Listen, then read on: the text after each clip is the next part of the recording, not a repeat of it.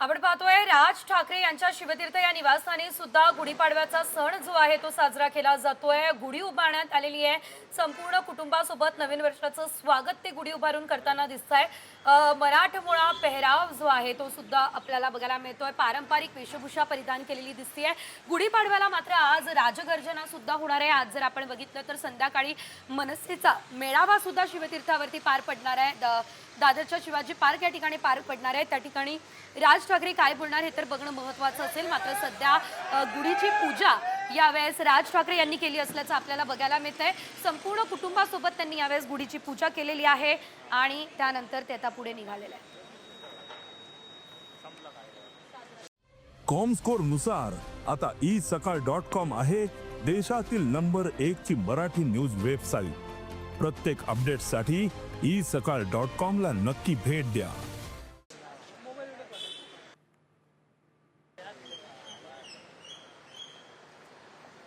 राज ठाकरे यांनी गुढी उभारली असल्याचं आपण या दृश्यांच्या माध्यमातून बघू शकतोय। अमित ठाकरे त्यांच्या पत्नी त्या देखील आपल्याला या ठिकाणी या दृश्यांमध्ये आपल्याला बघायला मिळतात। एकंदरीत आपण जर बघितलं तर आज गुढीपाडव्याचा सण संपूर्ण राज्यभरात मोठ्या उत्साहात साजरा केला जातोय आणि या पार्श्वभूमीवरती राज ठाकरे यांच्या घरी सुद्धा गुढी उभारण्यात आलेली आहे। पारंपरिक पद्धतीने गुढीपाडव्याचा जो सण आहे तो साजरा केला जात असल्याचं आपण बघू शकतो। दरवर्षी गुढीपाडव्याच्या दिवशी राज ठाकरे हे गुढीपाडवा मेळाव्याचं सुद्धा आयोजन करत असतात आणि यंदा सुद्धा गुढीपाडवा मेळाव्याचं आयोजन हे करण्यात आलं असल्याचं आपल्याला बघायला मिळतं।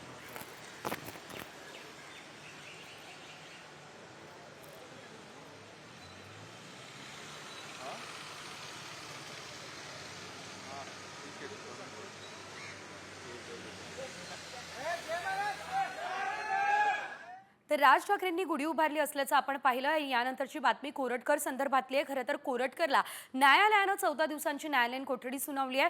कोरटकर याचे वकील सौरभ घाग यांच्याकडून आता न्यायालयामध्ये जामीन अर्ज दाखल करण्यात येणार आहे। एकंदरीत आपण जर बघितलं तर जामीन अर्ज दाखल केल्यानंतर न्यायालय आज कोरटकर याला जामीन मंजूर करणार का हे बघणं देखील तितकंच महत्त्वाचं असणार आहे। मात्र न्यायालयामध्ये काहीच वेळात कोरटकर यांचे वकील जामीन अर्जासाठी दाखल होणार आहेत। कोरटकर याला आज जेल होते का बेल मिळते हे बघणं आता महत्त्वाचं ठरेल आणि याचा निर्णय मात्र न्यायालय घेणार आहे। पुढील काही वेळामध्ये सुनावणीला सुद्धा सुरुवात होणार असल्याचं एकंदरीत बघायला मिळतंय। अधिकचे अपडेट घेऊयात आमचे प्रतिनिधी अक्षय बडवे यांच्याकडून। अक्षय, आपण एकंदरीत जर बघितलं तर पोलीस कोठडीची मागणी सुद्धा कोरटकरसाठी करण्यात आलेली होती। मात्र आता न्यायालयानं 14 दिवसांची न्यायालयीन कोठडी दिलेली आहे आणि जामिनासाठी सुद्धा आजच अर्ज होणार आहे। काय होऊ शकतं? बेल कोरटकरला मिळू शकते का? पुन्हा एकदा जेलमधला मुक्काम वाढू शकतो? निश्चितपणे आपण जर पाहिलं तर आज संपूर्ण प्रक्रिया जी आहे ती ऑनलाईन पार पडलेली आहे, कारण की आज सुट्टीचं न्यायालय आहे। त्यामुळे सरकारी वकील जे सूर्यकांत पवार आहेत त्यांच्या बाजूने आज युक्तिवाद करण्यात आला। तसंच इंद्रजित सावंत यांचे वकील असीम सरदे यांच्या बाजूने देखील युक्तिवाद करून कोरटकरला आणखी काही दिवस पोलीस कोठडी देण्यात यावी अशी मागणी करण्यात आली होती। मात्र दुसऱ्या बाजूला कोरटकरचे वकील सौरभ घाग यांनी युक्तिवादात पुढे काही गरज नाहीये पोलीस कोठडीची, सगळे जे पुरावे आहेत ते पोलिसांच्या हाती असल्यामुळे आमच्या अशी म्हणजेच कोरटकर यांना न्यायालयीन कोठडी देण्यात यावी अशी मागणी केली होती आणि यावर न्यायालयाने 14 दिवसांची न्यायालयीन कोठडी जी आहे ती कोरटकर यांना सुनावली आहे। दुसऱ्या बाजूला घाग यांनी आता कोर्टाची वेळ जी 15 ते 20 मिनिटं आहे ते घेतलेली आहेत, कारण सौरभ घाग जे कोरटकरचे वकील आहेत त्यांना देखील आता न्यायालयात जामीन अर्ज दाखल करायचा असल्यामुळे ही वेळ घेण्यात आली आहे। थोड्याच वेळात जामीन अर्ज दाखल केल्यानंतर न्यायालय कोरटकर याला जामीन आज मंजूर करतं का त्या कोरटकर याची रवानगी आज जेलमध्ये होतं हे पाहणं महत्त्वाचं ठरेल। त्यामुळे कोरटकरच्या बाबत सुनावणी आता काही वेळात सुरुवात होणार आहे। निश्चितच धन्यवाद। या सुनावणी संदर्भात देखील पुढे तुमच्याकडून अपडेट घेत राहू। तुर्तास धन्यवाद। एकंदरीत आपण जर बघितलं तर आमचे प्रतिनिधी अक्षय बडवे यांनी आपल्यापर्यंत संपूर्ण माहिती पोहोचवलेली आहे। आज काय होऊ शकतं हे तर आपण बघणार आहोतच। मात्र एकंदरीत आज कोरटकर पुन्हा जेलमधला मुक्काम त्याचा वाढतोय की बेल मिळते हे बघणं महत्त्वाचं आहे। बीडमधील अर्धा मसला गावातील मशिदीच्या परिसरामध्ये पहाटेच्या सुमारास स्फोट झाला आणि या घटनेने एकच खळबळ उडाली असल्याचं देखील बघायला मिळतंय। पोलिसांनी या प्रकरणामध्ये तातडीने तपासाला सुद्धा सुरुवात केली असल्याचं एकंदरीत पाहायला मिळतं। आपण जर बघितलं तर घटनास्थळी पोलीस दलाचं बॉम्ब शोधक पथक आणि फॉरेन्सिक टीम देखील दाखल झाली असल्याचं पाहायला मिळतंय। या दरम्यान पोलिसांनी स्फोट प्रकरणामध्ये 2 तरुणांना ताब्यात सुद्धा घेतलं।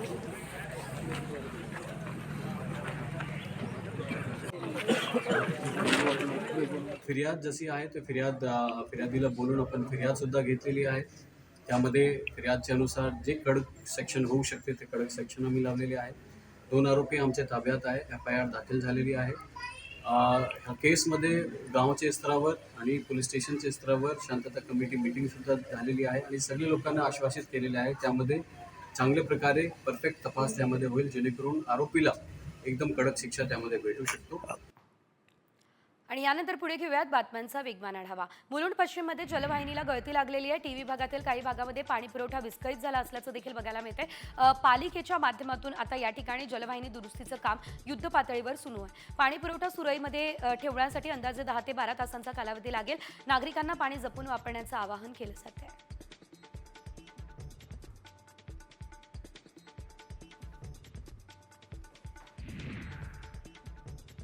मुंबईमधील विविध मैदानांच्या स्वच्छतेसाठी मुंबई पालिका एक विशेष स्वच्छता मोहीम राबवणार आहे. पालिकेच्या मालकीच्या नसलेल्या मैदानांमध्ये देखील 1 ते 4 एप्रिल दरम्यान स्वच्छता मोहीम राबवली जाणार आहे. पुढील आठवड्यापासून शाळांचे स्वच्छतेची विशेष मोहीम हाती घेण्यात येणार आहे.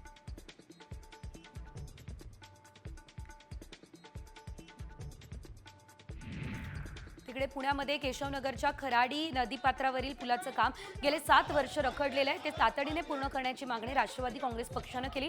यासाठी त्यांनी पुलावर शोले स्टाईलने उभं राहत केक कापत आंदोलन केलं. आंदोलनामध्ये राष्ट्रवादीचे पदाधिकारी मोठ्या संख्येने उपस्थित राहिले.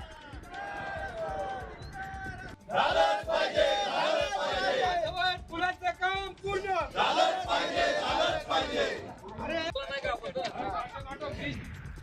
पुण्यात गुढीपाडव्यानिमित्त दगडूशेठ मंदिरामध्ये दर्शनासाठी मोठी गर्दी दिसते. यावेळेस पोलीस आयुक्त अमितेश कुमार सपत्नीक गणपतीच्या चरणी नतमस्तक झाला. याशिवाय त्यांनी गणपतीचा अभिषेक सुद्धा केलेला आहे.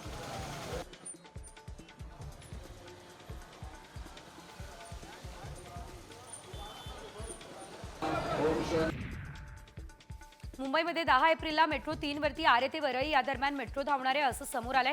10 एप्रिलपासून मुंबईकरांना गर्दी आणि गोगाटाशिवाय थेट भुयारी मार्गाने प्रवास करता येईल. आरे ते वरळी या प्रवासासाठी फक्त 36 मिनिटांचा वेळ लागेल. या प्रवासाचं तिकीट फक्त 60 रुपये असणार आहे.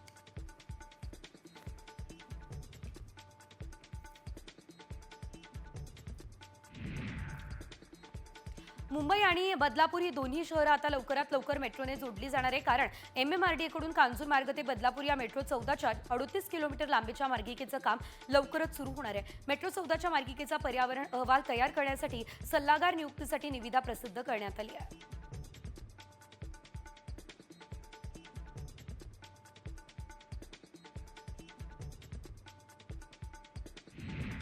उन्हाळी सुट्टीमध्ये प्रवाशांची गैरसोय दूर करण्यासाठी जादा एसटी गाड्या सोडण्याचा निर्णय रायगड परिवहन विभागामार्फत घेण्यात आला. 15 एप्रिल ते 15 जून दरम्यान जवळपास 16 एसटी बसेस दररोज सोडण्यात येतील. त्यामुळे लांब आणि मध्यम पल्ल्याच्या मार्गांवरती होणारी गर्दी टाळता येईल.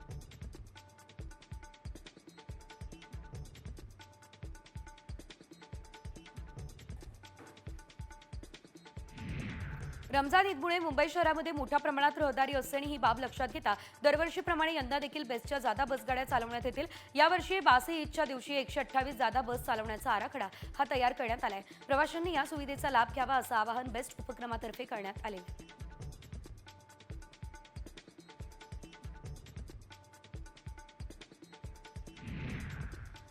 सरकारने मच्छीमारांना सवलतीच्या दरामध्ये डिझेल पुरवठा करताना अटींमुळे शेकडो मच्छीमार बोटी डिझेल कोट्यापासून वंचित राहिले आणि या बोट मालकांना जादा खासगी डिझेलचा वापर करून मासेमारी करावी लागत असल्यानं मच्छीमारांना आर्थिक भुर्दंड सहन करावा लागतोय. हा कोटा सरकारने मंजूर करावा ही मागणी मच्छीमारांनी केली आहे.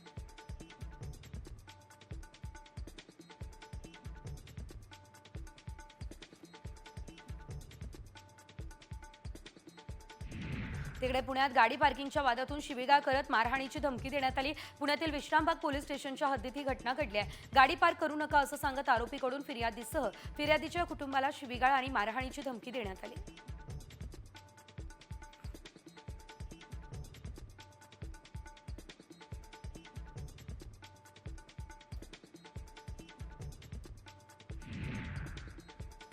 कुणाल कामरा विरोधातील 3 गुन्हे खार पोलिसांकडे वर्ग करण्यात आलेले आहेत. या प्रकरणी खार पोलीस ठाण्यामध्ये यापूर्वीच गुन्हा दाखल केलाय. त्यामध्ये शिवसेनेचे आमदार मुरजी पटेल तक्रारदार आहे. सर्व गुन्ह्यांचा तपास आता एकत्रित करण्यात येणार आहे.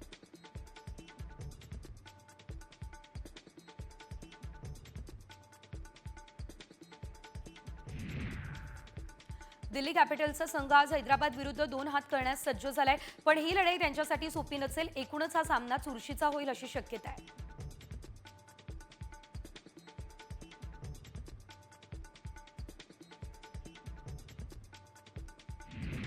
रॉयल चॅलेंजर्स बंगळुरूकडून एकतर्फी पराभव झाल्यानं आत्मविश्वास कमजोर झालेल्या चेन्नई सुपर किंग्सचा अजूनही चाचपडत असलेल्या राजस्थान रॉयल्स विरुद्ध सामना होतोय.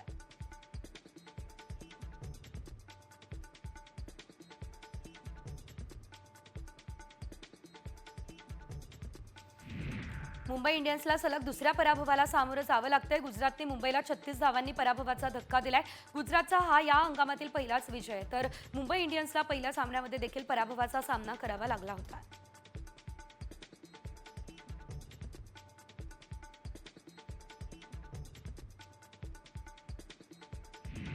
आशिष नेहरा नेहमीच गुजरातच्या सामन्यावेळी बाउंड्री लाईनजवळ सक्रिय दिसतो. तो तिथून खेळाडूंना काही ना काहीतरी संदेश देत असतो. दरम्यान कालच्या सामन्यामध्ये सलग विकेट्स गेल्यानं आशिष नेहराचा पारा चढलेला दिसलाय. तो रागानं मैदानाकडे हात करत ओरडताना दिसलाय. त्याचा व्हिडिओ देखील सध्या मोठ्या प्रमाणात व्हायरल झालाय.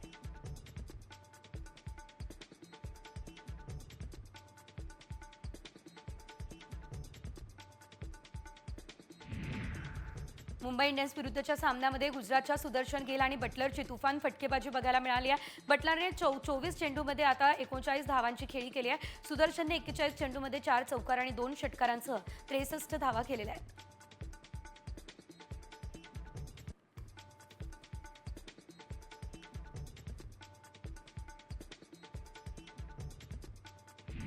जालना पोलिसांनी आयपीएलच्या मॅचवरती सट्टा लावणाऱ्या 5 जणांना आता जेरबंद केलं. त्यांच्याकडून 8,53,000चा मुद्देमालही जप्त केला. दरम्यान एक तरुण सट्टा खेळत असल्याचं कळताच त्यांनी त्याच्यासह बाकीच्यांना हिंगोलीतून ताब्यात घेतलं.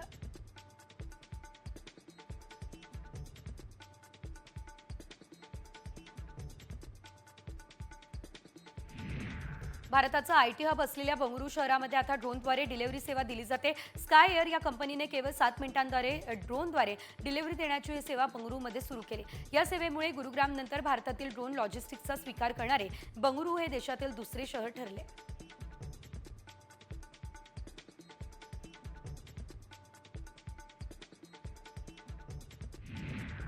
सध्या सोशल मीडियावर घिबली इमेजेसने धुमाकूळ घातलेल्या अशातच घिबली कार्टूनचे फाउंडर यांनी घिबली इमेजेसवरती मोठं भाष्य केलं. घिबली इमेज म्हणजे आयुष्याचा आपण केलेला मोठा अपमान असं विधान त्यांनी केलं आहे.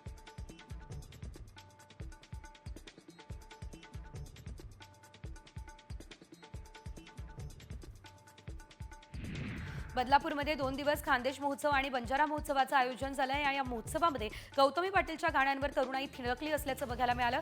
खानदेशी गायक सचिन कुमावत आणि अंजना बदलेकर यांच्या अहिरणी गाण्यांवरती रसिकांनी ठेका धरला.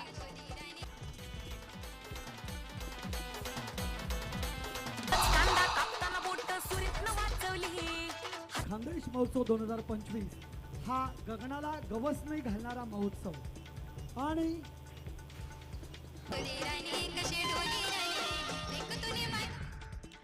ठाकरे गटाचे नेते आणि आमदार आदित्य ठाकरे हे गुढीपाडव्यानिमित्त गिरगावमधील शोभायात्रेमध्ये सहभागी झाले होते. यावेळेस आदित्य ठाकरे यांनी ढोल देखील वाजवले.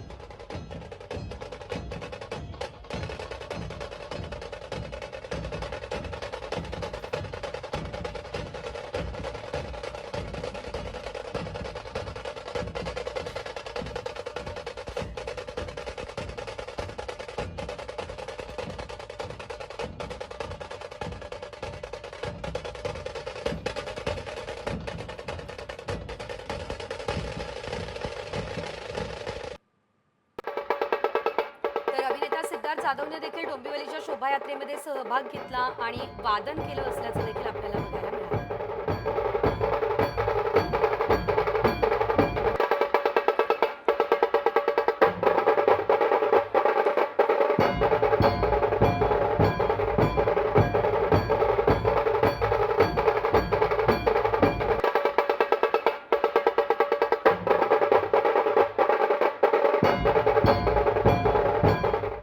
आणि यानंतर पुढे घेऊयात बातम्यांचा वेगवान आढावा न्यूज पॉइंट 20 मध्ये. विधानसभा निवडणुकीमधील पराभवानंतर बच्चू कडू पहिल्यांदा राज्यभरातील प्रहार कार्यकर्त्यांसोबत संवाद साधतायत. तर बच्चू कडू यांनी आयोजित केलेल्या प्रहारच्या मेळाव्याला राज्यभरातील प्रहारच्या मोठ्या संख्येने कार्यकर्त्यांची उपस्थिती लागली आहे. आगामी पालिका निवडणुकांसंदर्भात कडू कार्यकर्त्यांना मार्गदर्शन सुद्धा करणार आहेत.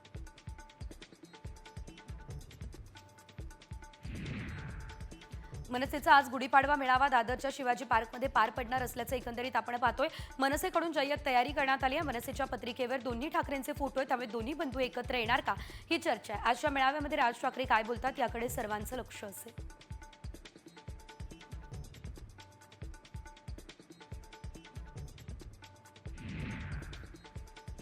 राजस्थानचे राज्यपाल हरिभाऊ बागडे यांच्या हेलिकॉप्टरमध्ये छोटासा स्फोट झालाय आणि या दरम्यान उड्डाण करताना अचानक हेलिकॉप्टरमधून धूर निघालाय. धूर उत्सर्जनाचं नेमकं कारण सध्या कळू शकलेलं नाही. मात्र यामध्ये राज्यपाल हरिभाऊ बागडे हे सुरक्षित असल्याचं कळतंय.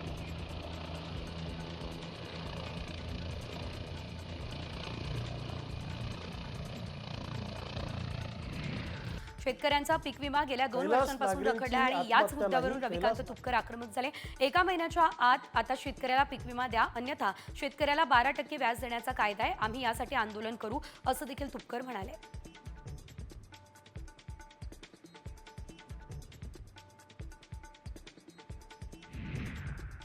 मंत्री शिवेंद्रसिंह राजे भोसले यांचा वाढदिवस साताऱ्यामध्ये रात्री 12 वाजता फटाक्यांची आतषबाजी करत साजरा करण्यात आलेला आहे. उत्साहात मोठ्या आनंदात हा वाढदिवस साजरा झाला. यावेळी शहरातील रस्त्यावर हजारो तरुण जमले. आज दिवसभर सातारा शहर याशिवाय जावळी तालुक्यात विविध कार्यक्रमांचं आयोजन करण्यात आलं.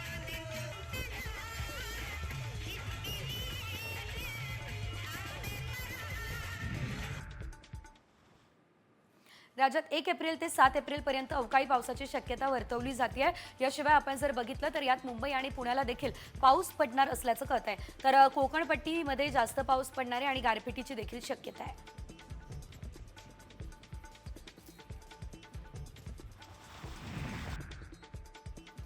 वसई विरार शहरामध्ये पावसाळ्यात पूरस्थितीची समस्या निर्माण होऊ नये यासाठी पालिकेकडून एप्रिलपासून नाले सफाईच्या कामाला सुरुवात केली जाणार असल्याचं कळत आहे. यांत्रिक पद्धत वापरून ही सफाई पावसाळ्याआधीच पूर्ण केली जाणार आहे. त्यासाठी यावर्षी पालिकेने 24 कोटींची तरतूद सुद्धा केलेली आहे.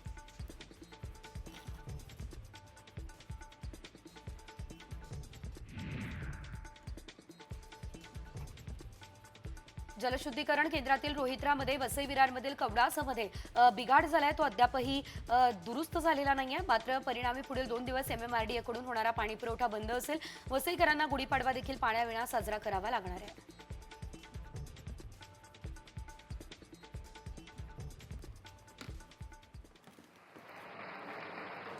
जो सड़कों से जोड़े दिलों को, जो निर्माण से बनाए भविष्य को, ऐसे कर्मवीर दूरदर्शी नेता माननीय नितिन गडकरी जी का हार्दिक स्वागत।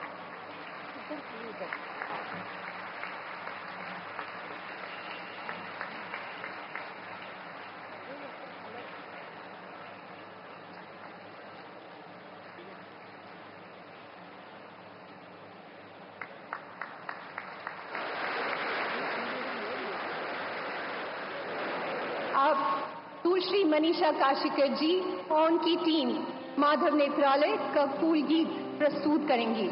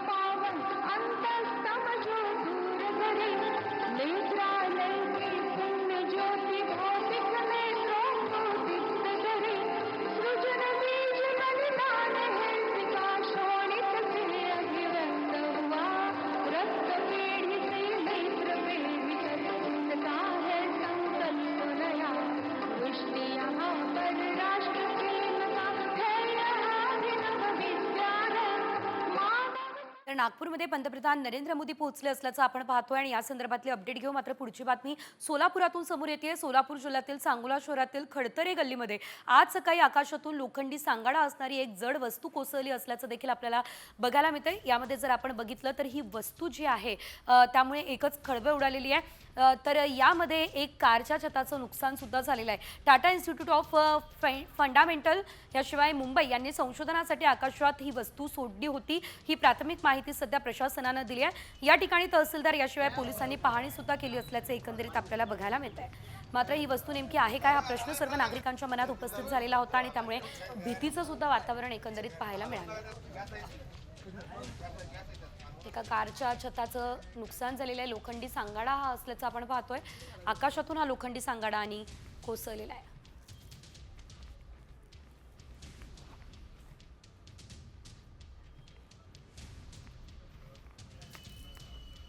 लोखंडी सांगाडा नेमका आहे तरी काय, हा सवाल सर्व नागरिकांना पडलेला होता. मात्र अखेर आपण जर बघितलं तर या संदर्भात आता मुंबईमधल्या एका संशोधन संस्थेने संपूर्ण जबाबदारी स्वीकारलेली आहे.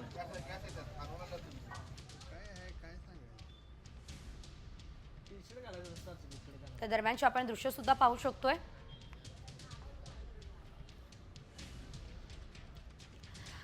आणि यानंतरची बातमी कुणाल कामरा संदर्भात आहे. कुणाल कामरा विरोधात राज्यात विविध ठिकाणी दाखल 3 गुन्हे मुंबई पोलिसांकडे वर्ग झालेले आहेत. मनमाड, नांदगाव, जळगावमध्ये दाखल 3 गुन्ह्यांचा एकत्र तपास खार पोलीस करणार आहे. या प्रकरणी खार पोलीस ठाण्यात यापूर्वीच एक गुन्हा दाखल झालाय. उपमुख्यमंत्री एकनाथ शिंदे यांच्यावर विडंबनात्मक गाणं सादर केल्या प्रकरणी हे गुन्हे आता दाखल करण्यात आलेले आहेत.